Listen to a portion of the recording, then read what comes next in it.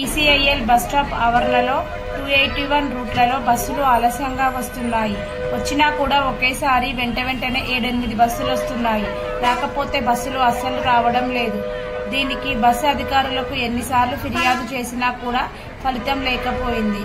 DM మరియు CI దీనికి 281 రూట్లలో special drive చేయాలని ప్రయాణికులు కోరుకుంటున్నారు.